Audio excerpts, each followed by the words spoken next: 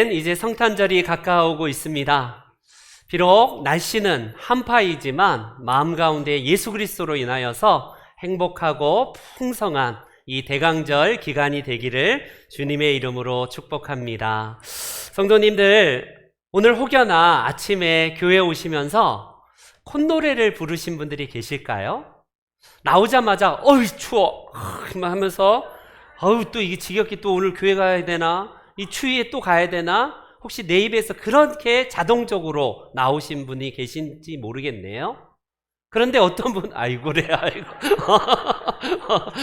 네, 어떤 분은 자연스럽게 콧노래가 나올 수 있어요.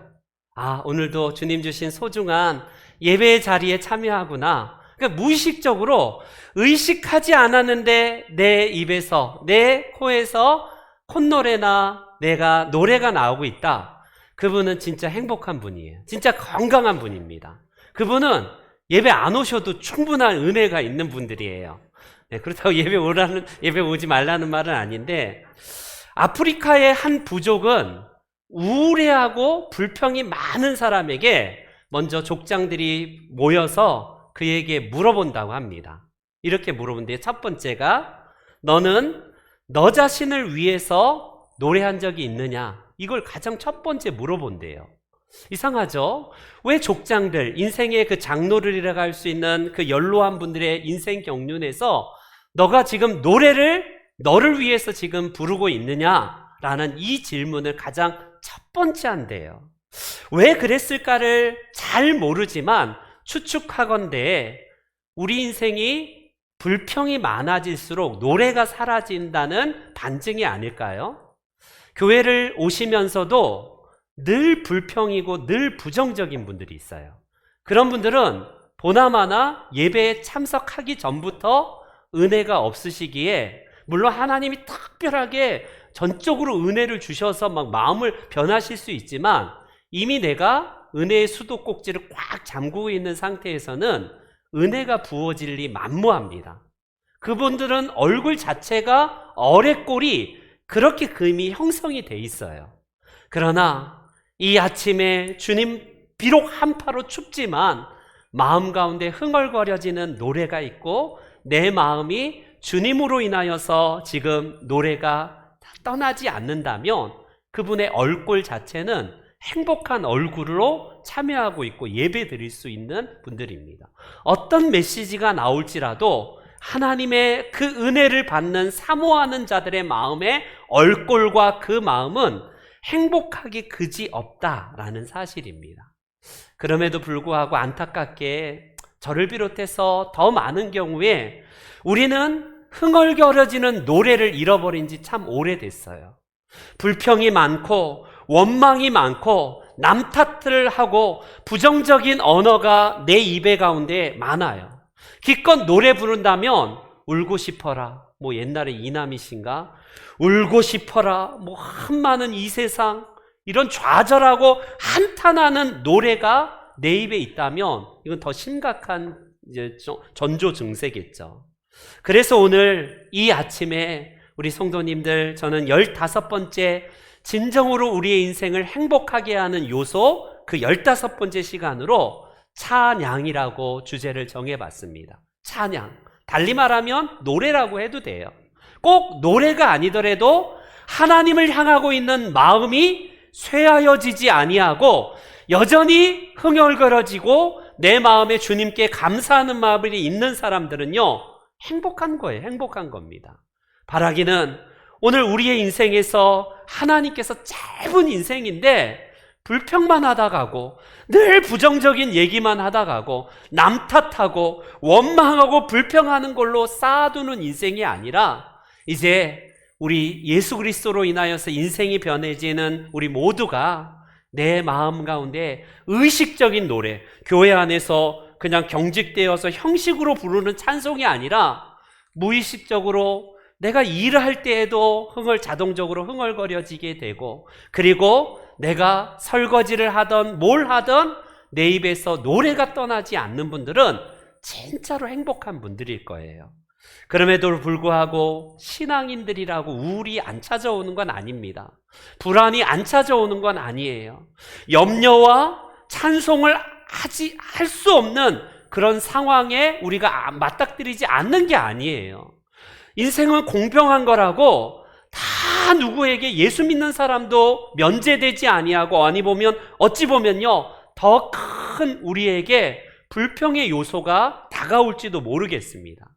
그럴 때 우리가 어떻게 인생을 극복하고 진정으로 하나님께서 원하시는 행복한 사람으로 살아갈 수 있을 것인가? 오늘 본문에 우리와는 다른 먼 시대였지만 상황은 더 우리보다 열악하고 불평으로 가득할 수밖에 없는 환경과 처지에 놓여 있는 한 시인의 노래를 우리가 듣고 있습니다. 여러분, 본문에서 굉장히 많은 단어가 어떤 단어들이 나오는지 주목해 보셨나요? 낙심, 불안, 낭망. 여러분, 낙심이 뭐예요? 마음이 떨어졌대요. 마음이 떨어지고 바라던 것들이 떨어져 버리는 게 낭망이고요. 낙심이에요. 이 아침에 예배하기 위해서 주님을 기대하는 마음보다는 낙심의 마음으로 마음의 중심이 떨어져 있어서 이 예배에 참석하신 분 있습니까? 여러분, 그런 분들이 계시다면 우리에게 있어서 하나님께서 우리 인생을 바꾸시는 진짜로 복의 요소, 행복한 요소가 무엇인지 오늘 이 말씀을 통해서 그 시인이 그런 길들을 걸어가다가 하나님의 은혜를 발견하고 그의 삶의 모든 삶의 운명이 전환되었던 것처럼 이 아침에 저를 비롯해서 우리 성도님들의 삶이 바뀌시고 노래가 바뀌시고 입술이 바뀌시고 그래서 우리의 운명이 바뀌어지는 복된 우리 성도님들의 삶이 되시기를 축원합니다. 여러분, 오늘 본문의 이 시인은 우리 표제에 뭐라고 나와 있냐면 고라자손이 지은 시다, 이렇게 표제에 나와 있어요. 고라자손. 여러분, 고라자손이 누구일까요? 고라자손? 뜬금없이 고라자손 하면 잘 모를 수도 있지만 쉽게 말하면 오늘날의 교역자 같은 입장에 있는 분들이에요. 그 당시에 레위인들만 성전에서 봉사하고 예배를 집례하고 참여할 수 있고 찬양을 인도하는 일을 주로 레위 지파에서 담당하는데, 그 중에 하나가 누구냐면 고라의 후손들이 쭉 성전에서 문지기로 봉사하고 찬양 인도를 회중 가운데 인도했던 사람들이 고라 자손들이에요. 그런 고라 자손이 오늘 성전에서 이 시를 기록하고 있고 그런 노래를 하고 있구나, 우리가 추측을 할 수밖에 없는데, 놀랍게도 오늘 본문은 예루살렘 성전에 있지 않아요. 그는 왜 그런지 몰라도 하나님 앞에 성토하면서 하나님 어찌하여 why? 왜 납니까? 왜 이런 상황을 하나님께서 허용하십니까? 계속해서 그는 불안한 마음으로 하나님 앞에 원망의 마음으로 한탄하면서 이 고백을 하고 있어요. 왜 그럴까? 여러분, 6절을 그 상황, 시인이 처한 상황을 암시하는 몇 구절이 있는데 6절 다시 한번 볼게요. 6절에 보면 요단 땅이라는 곳이 나오고 그 다음 헤르몬이 나오고 미살산이 나와요. 미살산. 여러분, 헤르몬산은 우리가 잘 알듯이 이스라엘의 최북단, 저 시리아 쪽에 위치한 그 북단에 그 만년설로 덮여있는 그곳에 녹으면서 물이 흘러서 요단강을 쫙 북단에서 쭉 흘러서 동서로 흐르는 한강이 아니라 이스라엘은 저 북쪽에서 흘러서 요단강이 흘러내려서 헤르몬산에서 흘러내리는 물로 요단강이 시작되고 어디까지 흘러가냐면 사해까지 흘러가요. 그러니까 이스라엘의 쭉 그냥 남북으로 흐르는 긴 강의 첫 출발이 헬몬산입니다. 그 헬몬산까지는 이해가 가는데 미살산은 처음 들어본 산이에요. 아마 헬몬산 그 지류의 어느 산이라고 추정할 수밖에 없는 산인데, 이 장소는 예루살렘이 아니라 예루살렘과 유다를 넘어선, 그리고 갈릴리를 넘어선 이방 지역에서 이 시를 지었다라고 추정을 할 수 있습니다.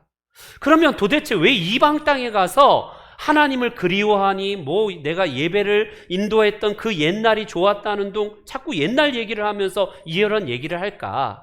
성경학자들은 그가 성전에서 봉사하고 찬양 인도했던 그의 경력과는 달리 그는 지금 이방 땅, 특별히 시리아, 아람 땅에 노예로 포로로 잡혀갔을 가능성을 이야기를 합니다.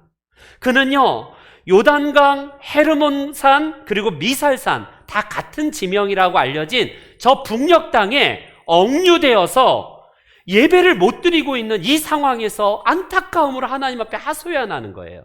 여러분, 주일이면 첫 목사가 여기서 예배를 집례하고 말씀을 증거해야 되는데 북한 땅에 지금 억류되어서 제가 꼼짝도 못하고 주일 아침에 만약에 예배를 못 드리고 있다고 한번 생각해 보세요. 얼마나 마음이 조급하고 이게 무슨 상황인가 싶지 않겠습니까? 그런 이 지금 시인이 처한 상황이 마치 그런 거예요. 그가 이런 고백을 통해서 한 또 다른 형편, 그 처지를 4절에 한번 읽어볼게요. 다시 한번 4절 말씀 본문 다시 읽습니다. 시작.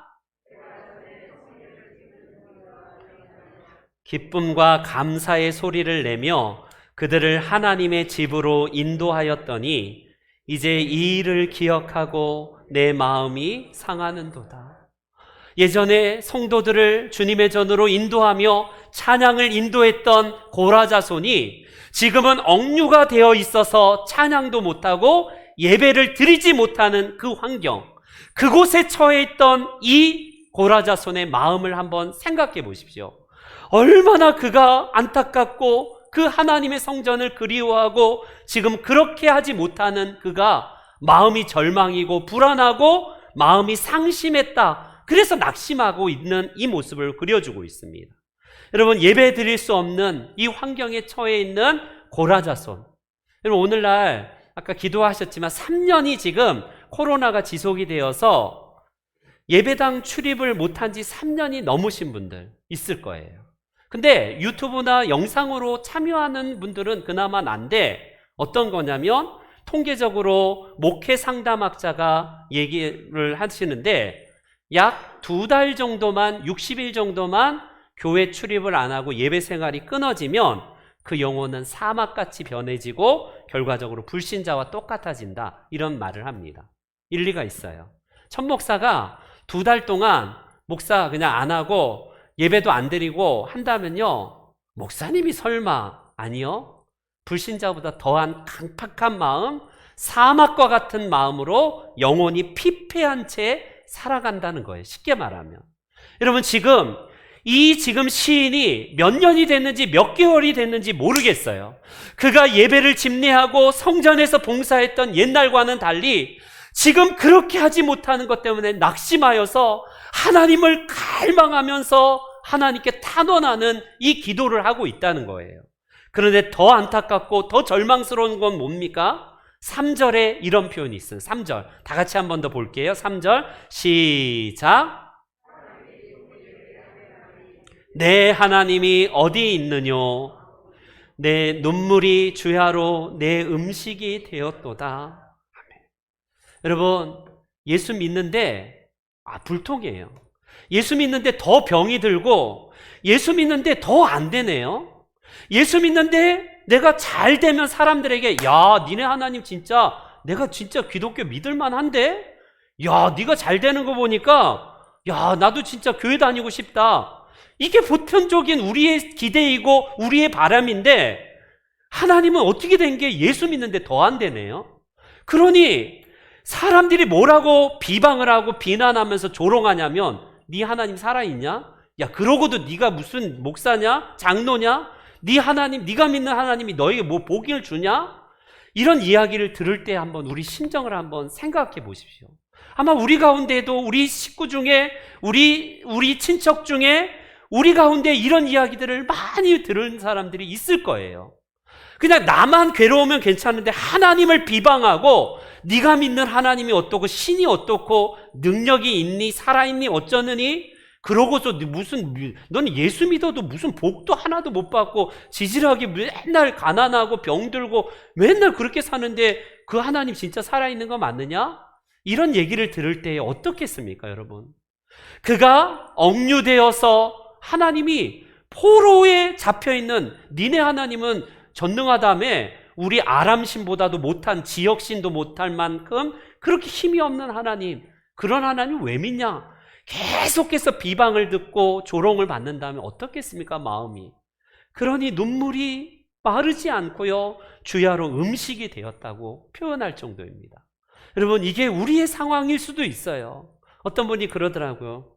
목사님, 나 솔직히 더 이상 이제 예배 드리고 싶지 않습니다. 이런 말씀을 하세요. 왜 그런가 들어봤더니, 아니, 예수 믿어도 기도를 응답은커녕 더 안 되는데 내가 예배 드릴 이유가 있을까요? 굳이 새벽 기도에 나가서 그렇게 눈물 쏟으면서 기도해도 더 안 되는데 왜 그러지? 내가 굳이 뭐 예배, 솔직하게 나 기도 안 하고 싶고 나 교회 안 다니고 싶습니다. 이런 말을 하세요. 어떻습니까? 솔직하게 저도 그렇게 말하시는 분의 심정이 이해가 갑니다. 오죽하면 저렇게 말씀하실까? 그래, 우리가 그렇게 하나님 앞에 매달리고 그렇게 주님의 은혜를 구하였건만 시인이 처한 상황처럼 낙심이 되는 상황이 턱턱 우리 앞에 다가올 때 어떻습니까? 지금도 이런 눈물로 인하여서 음식이 된 분들이 많을 거예요. 질병으로 인하여서, 경제적인 어려움으로 인하여서, 사람과의 관계에서 많은 상처의 아픔 때문에, 자녀의 어떤 여러 가지 아픔과 어려움 때문에 이런 것들이 해결이 안 된 채 낙심이 되어서 내가 교회를 왜 다니지? 내가 굳이 뭐 헌금 내가면서 굳이 시간 맞춰가면서 뭐 하는 건지 모르겠다라고 하는 것, 이게 바로 우리의 낙심된 상황, 절망의 상황일 거예요. 그런데 여러분, 낙심은 굉장히 무서운 병입니다. 이거는 우리의 마음의 감기처럼요, 치유받는 것이 굉장히 어렵지만 이거를 치유받을 수 있는 오늘 처방전을 하나님께서 오늘 시인의 삶을 통해서, 그의 경험을 통해서 오늘 우리들에게 말씀하고 계시다라는 사실입니다. 여러분, 루즈벨트 대통령이 미국의 대통령으로 1930년대에 이제 대통령에 취임할 그 당시가 미국의 경제 대공황이었어요. 지금 우리 한국이 겪었던 IMF보다 더한 어려움의 경제 대공황 시절에 그의 일설이 뭔지 압니까? 일성은 우리가 정말 두려워할 것은 경제 불황이 아닙니다. 우리가 정작 두려워할 것은 두려움 그 자체입니다. 이런 말을 한 적이 있어요. 무슨 말일까요? 우리에게 있어서 진짜 두려운 건 뭐냐면요, 여러분, 내 입술에 이 노래가 사라지고 불평하는 게 왜 그럴까? 가만히 보면 환경 탓일 수도 있어요. 남 탓일 수도 있고 진짜 주변 환경이 제대로 안 따라줄 수도 있지만 내 마음이 이미 무너지고 내 마음이 막혀있기 때문에 그래요. 그 중에 하나가 우리의 입술이 묶여있고 맺혀있기 때문에, 묶여있기 때문에 그렇습니다. 저를 한번 따라해 주세요. 하나님은 오늘 본문을 통해서 우리 인생 진짜 불안하고 절망하고 낙심하는 인생이 아니라 행복한 인생을 살 수 있는 그 비결, 오늘 본문에 나온 이 시인이 발견했던 그 처방전은 무엇일까? 불평하기보다는 찬송하자. 시작. 아멘, 아멘이죠. 여러분, 우리 가운데에 찬송을 할 때에 100만 원 내고 하라 그러면 저는 못할 것 같아요. 돈이 없어서. 그런데 하나님은 우리의 찬송이 100만 원보다 더한 찬송이 황소를 드림보다 더 낫대요. 그러니 황소 값이 지금 얼마인지 모르겠습니다. 500만 원 하나요? 우리의 찬송을 하나님께서 그 찬송 그대로 두지 않고 썩지 않게 하시고 그 찬송을 통해서 능력을 나타내신대요. 어린아이의 입술을 통하여서도 그 찬송이 능력으로 나타나게 하신다고 예수님이 말씀하시지 않습니까?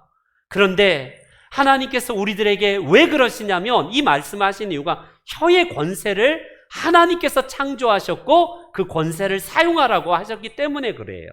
잠언서에서 굉장히 무서운 말씀이 나옵니다. 이런 말씀이 있어요.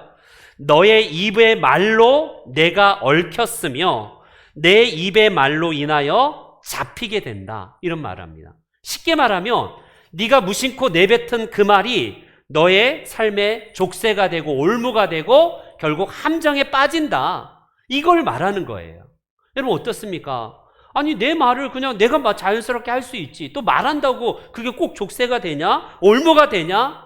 여러분 우리의 운명은 그 결과가 어떠냐면요. 내가 무수히 무심코 내뱉던 말에서 출발을 하고 있을지도 모르겠습니다.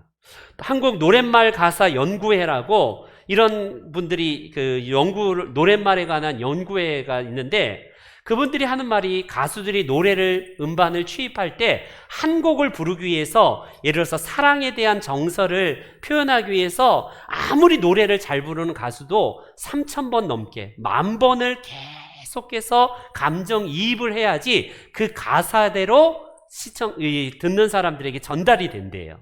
그러지 않나요? 진짜 아닌 게 아니라 가수들이 진짜 혼신을 다해서 부르는 거 보면 그 가사 말대로 우리의 마음을 움직이는 힘이 있어요. 그게 왜 그런가? 가수들이 그냥 잘 불러서가 아니라 그 노래의 영향을 그대로 받습니다. 여러분 놀랍게도 이 노랫말 연구회에서 결과를 발표할 때에 노랫말대로 그의 운명들이 바뀌더라 이거예요. 낙엽 따라 가버렸다 하니까 낙엽 따라 가버린 인생. 울고 싶으면 울고 싶어라면 울게 되는 인생을 살게 되는 거예요. 사회 찬미, 죽음을 찬미하는 그 노래를 얼마나 그 영향을 받으면서 노래를 불렀겠어요. 결국 그 현해탄에서 몸을 던져서 자살을 하고 말지 않습니까? 이게 말이 굉장히 무서운 거예요. 우리의 입에서 내놓은 것이 하나님께서 올무가 되고 함정이 되고 이게 족쇄가 된다는 말씀이 맞는 거예요. 반대로 여러분 긍정적인 말을 하시는 분들의 노래를 들어보십시오. 쨍하고 해뜰란 이 분들을 보세요. 쨍하고 해뜰게 됩니다. 노사연 씨 노처녀로서 언제 시집까지 맨날 그냥 반농담으로 그렇게 하셨던 분이 만남을 부르고 나서 그의 남편을 만나게 되고 결국 결혼까지 이르게 되지 않습니까? 이게 노랫말과 그 가수의 운명이 굉장히 교차되는 경우가 많다라는 거예요. 하물며 오늘 우리들에게 하나님께서 입술의 열매를 맺게 하신다는 이사야서에서 이런 말씀을 하고 계십니다. 입술의 열매를 창조하신 자 곧 여호와가 말하노라 이렇게 말씀하고 계세요. 입술의 열매를 누가 창조하셨냐면 하나님이 창조하셨대요. 근데 입술의 열매를 누가 맺냐면 사람이 맺는 거예요. 내가 먼저 잘 될 거야. 하나님의 은혜로 그래도 감사한 인생이야. 내가 먼저 언어의 집이라고 해서요. 우리의 인생은 존재는 언어의 집이라고 자꾸 우리가 어떤 언어를 내뱉느냐에 따라서 그의 얼굴이 달라지고 운명이 바뀌어지는 거예요. 반대로 늘 안 된다. 부정적인 얘기하고 남 탓하고 늘 불평하고 원망하는 사람들의 얼굴을 보세요. 이 얼굴 자체는요. 결국 하나님의 은혜를 잠가두고 막아두고 그냥 차단해버리는 통로가 되기 때문에 안 되는 역사만 나타날 수밖에 없다라는 사실입니다. 여러분 교회 안에서 제일 무서운 바이러스가 불평 바이러스, 낙심 바이러스예요. 그건 나뿐만이 아니라 주변 사람들을 점점 더 이거는 코로나 바이러스보다 더 급격하게 확산되는 무서운 바이러스예요. 정말 무섭습니다. 낙심은 나만 끝난 게 아니라 듣고 보니 맞아. 나도 맞아. 이거 안 되는 거 맞아. 안 돼. 그거 죽었다 깨도 안 돼. 그러면 안 되는 역사만 나타나죠. 그런데 우리가 소망의 말, 긍정적인 말, 하나님이 주신 입술의 언어를요, 하나님께서 주신 말대로 한다면요, 이 민수기에서 이런 말씀하십니다. 여호와의 말씀에 내 삶을 두고 맹세하노라. 너희 말이 내 귀에 들린 대로 내가 너희에게 그대로 행하리니 이런 말씀을 하고 있습니다. 여러분 우리는 많은 경우에 하나님 왜 내 삶이 이렇습니까가 아니라 내가 언어의 집을 그렇게 지어가고 있는 결과를 지금 먹고 있는 거예요. 우리에게 있어서 환경을 변하기를 보다 먼저 내 언어를 바꾸십시오. 내 노래를 바꾸세요. 노래를 할 때에 죽겠다, 안 된다, 울고 싶다, 이거는 끝났다, 이런 노래, 저주의 노래, 한탄한 노래가 아니라 하나님이 주신 소망의 입술의 언어를 사용하셔서요, 그래, 하나님께서 나에게 주신 은혜를 찬송하는 노래 흥얼거리지요. 그게 아침부터 우리의 삶을 지배하면요, 하루의 삶을 지배하게 되는 거예요. 그렇기 때문에 우리의 입술을 아침부터 불평하는 언어, 남 탓하는 언어, 부정적인 언어를 쓰면요, 그의 하루의 삶뿐만 아니라 인생의 결과가 그렇게 된다는 겁니다. 오늘 본문은 우리의 인생에 그 비슷한 경로를 걸어갔던 신앙의 선배가, 그는 계속해서 why? 어찌하여? 왜 그렇습니까? 하나님을 향해서 성토하면서 정말 하나님 앞에 탄원하는 그 말을 하는데, 그 중에 대표적으로 9절 말씀 한번 읽어볼까요? 9절 다 같이 읽어봅니다. 시작.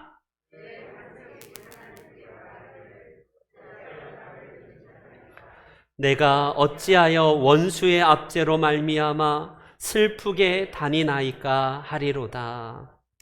여러분, 우리의 인생 때로는 이 시인처럼 불평하고 정말 원망할 때가 있어요. 하나님마저 나를 잊어버린 건 아닌가? 하나님마저 나를 버리신 건 아닌가? 왜 내가 지금 이 상황에 있는데 하나님은 원수들로 우스갯거리가 되게 하고 그렇게 방치하고 계시는지 모를 정도로 우리는 혼란에 빠질 수도 있어요.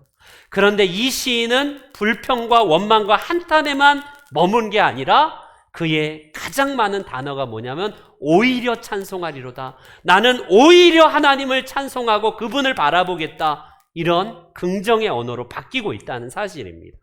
여러분, 우리가 기억해야 될 사실은 이게 불평이 불신인지 진짜 하나님을 더욱더 잘 믿고 하나님을 의뢰하는 그런 사람들의 진짜 한탄인지 점검을 해보셔야 돼요. 처음부터 아예 대놓고 부정적일 때가 있어요.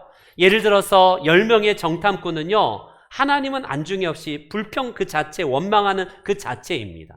그럴 때 하나님께서 이스라엘 백성들과 그 정탐꾼들에게 이런 말씀을 하십니다.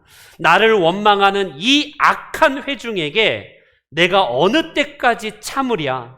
이스라엘 자손이 나를 향하여 원망하는 바 그 원망하는 말을 내가 들었노라. 여러분, 우리의 입술에서 불평이 나올 수도 있죠. 그런데 그게 진짜 불평이 어디로 전환이 될 수 있느냐면 불신까지 전환이 되는 인생은 하나님이 없는 인생이에요. 죄송하지만 종교인일 뿐입니다. 그 하나님은 도깨비 방망이처럼 내가 잘 되고 나 그냥 먹고 살기에 부족하지 않을 정도만 채워주는 그런 신, 그냥 그런 세상적인 신밖에 되지 않는 거예요. 그러다가 안 되면 하나님도 안중에 없고 불평하고 원망하고 불신하는 것으로 빠집니다. 그러나 다행스럽게도 오늘 시인을 비롯해서 우리 신앙의 선배들은요, 하나님 이거 어떻게 된 겁니까? 하나님 이러시면 안 되는 거 아닙니까? 라고 안타깝게 하나님의 끈을 붙잡는 탄식이라는 겁니다. 그들이 불신하여서 이렇게 하나님 앞에 성토하는 게 아니라 하나님의 역사 개입과 이것을 방치하지 아니하시고 하나님께서 인도해 주심을 바라는 그들의 마지막 소망이라는 사실입니다. 그래서 그들은요, 오늘 본문에도 마찬가지지만 내가 오히려 찬송하겠다, 내가 오히려 하나님을 찬송하겠다라고 끝내 그들이 불평이 아닌 찬송으로 그의 삶의 언어의 집을 짓고 있다라는 사실입니다. 여러분, 우리 성경에는 이런 몇몇 찬송하고 노래할 때 역사들이 나타나는 예들이 많지만 몇 가지 예를 한번 들려드릴게요. 아마 예전에 말씀드린 것 같은데 역대하 20장에 보면 유다의 왕 여호사밧 믿음의 왕이 등장을 합니다. 그의 치세 때에 어떤 위기 상황이 발생이 되냐면 모압, 암몬, 그리고 마온 이 세 나라가 연합을 해서 남한국 유다를 치러 연합군을 보냅니다. 위기예요. 여러분, 국적으로나 여러 가지 국력으로나 이 국방력으로나 도무지 이 세 나라의 연합군에 비할 바 못되는 위기 상황, 절체절명의 위기 상황에서 여호사밧이 했던 결단이 뭔지 아세요? 그가 하나님 앞에 기도하면서 가장 먼저 성가대, 찬양대원들을 군대 앞에 나열하게 합니다. 그들을 통해서 어떤 것을 하게 하냐면 이 찬송으로 부르게 합니다. 여호와께 감사하세, 그의 인자하심이 영원하도다. 여러분, 이게 도대체 이게 이런 난센스가 있어요?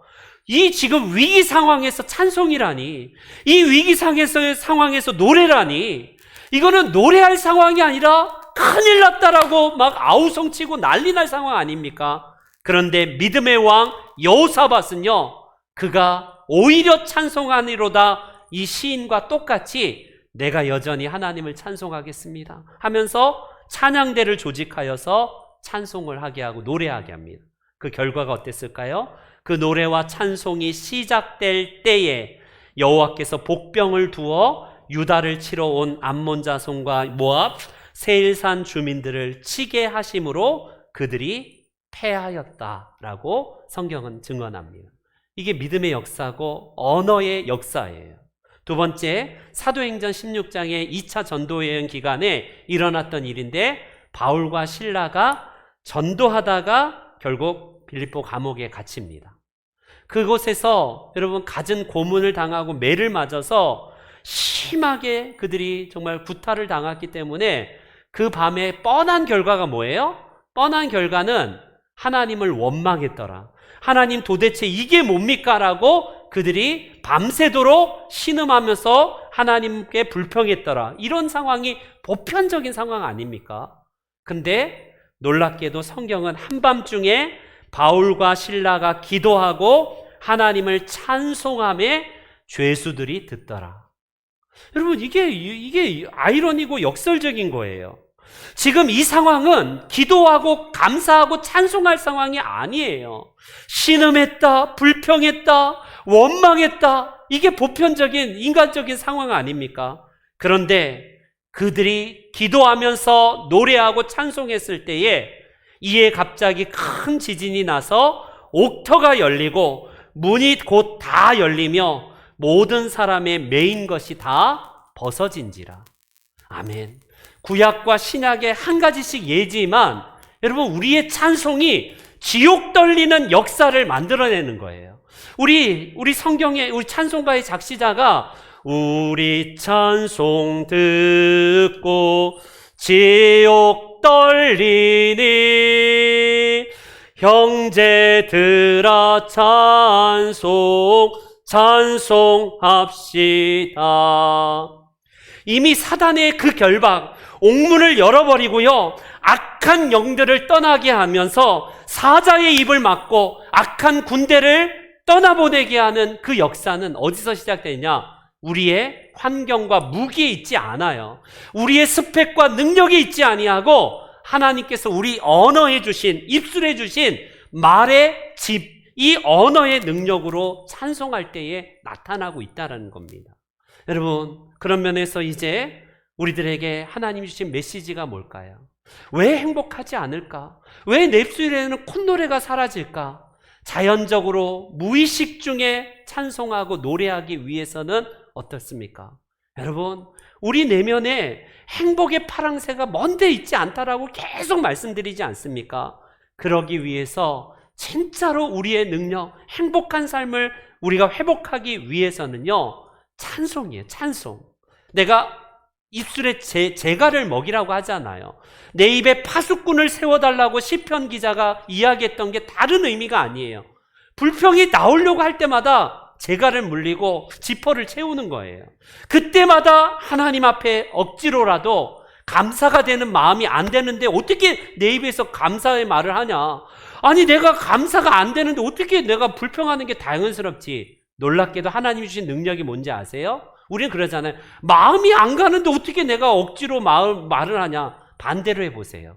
안 되면 내 입에서 먼저 여러분 감사하고 기쁨을 표현해 보세요. 놀랍게도 내 마음이 바뀌는 역사가 나타납니다. 하나님은 우리를 영육간의 이 정말 유기체적인 존재로 지으셨어요. 놀랍게도 마음이 안 돼서 내가 기도도 안 되는데 무슨 기도냐, 찬송이냐? 반대로 해보십시오. 억지로 해보시면 놀랍게 마음이 그렇게 따라가요. 또 반대로 마음으로 우리가 그렇게 하면 우리의 육신도 같이 따라가게 되고 우리의 삶이 바뀌게 된다라는 것입니다. 바라기는 우리 성도 여러분, 이제 말씀의 결론을 맺겠습니다. 무디, 한때 이 1800년도에 그 무디와 함께 정말 복음성가 가수로서 진짜 영향을 미쳤던 아름다운 가수가 있습니다. 생키라는 복음성가 가수예요. 무디가 말씀으로 성도들에게 감화 감동을 일으켰다면 생키는 그 당시에 미국의 대부흥 시절에 복음성가로 사람들에게 감동을 일으켰던 사람인데, 어느 날 그가 전도 집회에서 찬송을 하고 내려왔는데 왜 낯선 사내가 이렇게 물어봅니다. 혹시 1860년도 남북전쟁에서 혹시 북군으로 참전하지 않으셨습니까? 예, 제가 북군으로 참전했습니다. 그렇죠. 혹시 1862년경 달빛이 환한 그 달빛 아래에서 보초를 쓰면서 노래를 혹시 지금 부른 그 노래하고 있지 않았습니까? 기억해보니까 생키가 예, 맞아요. 제가 그날따라 굉장히 달이 밝아서 하나님께 감사해서 노래를 오늘 부른 이 찬송을 했습니다. 그렇죠 하면서 놀란 거예요. 사실 하면서 그가 이야기한 게 뭐냐면, 당신이 보초를 서고 있을 때 나 남군으로서 당신을 저격해서 쏘려고 할 때에 갑자기 보초병이 노래를 하는 그 소리를 듣고 노래를 한번 듣고 저놈 죽여야겠다라고 생각했다라고 합니다. 그런데 끝날 때까지 찬송하면서 하나님이 어쩌고 저쩌고 하나님은 목자가 어떠고 그러니까 우리 고향에 계신 어머니가 믿는 하나님이 생각나서 차마 방아쇠를 당기지 못했다. 그때 당신이 노래를 안 했다면 당신은 즉각 그때에 죽었을지도 모릅니다.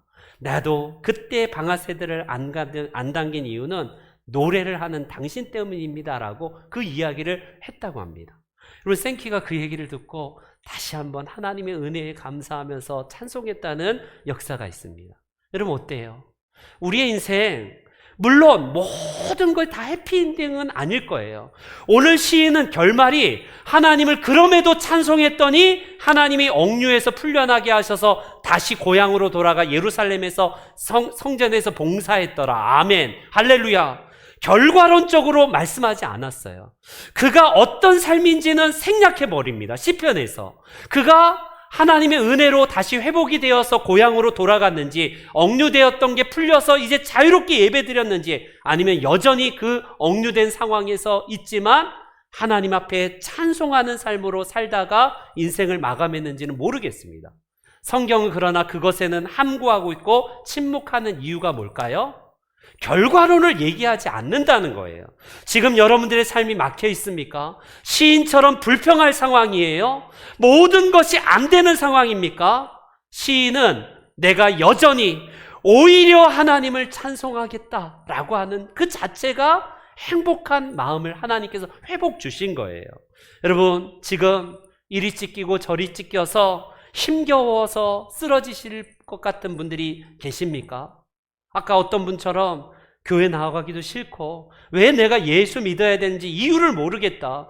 그토록 오랜 세월 동안 이렇게 했는데 더 안 되고 더 내가 불통하고 더 이렇게 너무나 막 고생하는데 왜 굳이 예수 믿는지 모르겠다. 그렇게 하시는 분들이 계십니까? 여러분, 그런 분들이 계시다면 우리 인생 하나님께서 책임지시면서 뭐라고 말씀하시는지 이 시간 찬송 우리 같이 함께 반주를 한번 해주세요. 우리 찬양팀도 나와주시고요. 오늘 가사는 이렇게 시작을 합니다. 왜 슬퍼하느냐? 왜 걱정하느냐? 무엇을 두려워하느냐? 아무 염려하지 말으라 하면서 우리에게 역설적으로 걱정 대신에 찬송과 노래를 통해서 하나님을 바라본다라고 고백합니다. 여러분들 삶이 어떻습니까? 지금 우리의 삶에서 하나님께서 예비하신 그 복이 뭡니까? 한번 반주해 주세요. 계속. 그래서 지금 내 영혼이 사막과 같이 메마른 심정으로 예배하고 계신 분들이 계시다면요. 그리고 반대로 우리 가운데에서 상처 때문에 나는 도무지 찬송할 수 없어.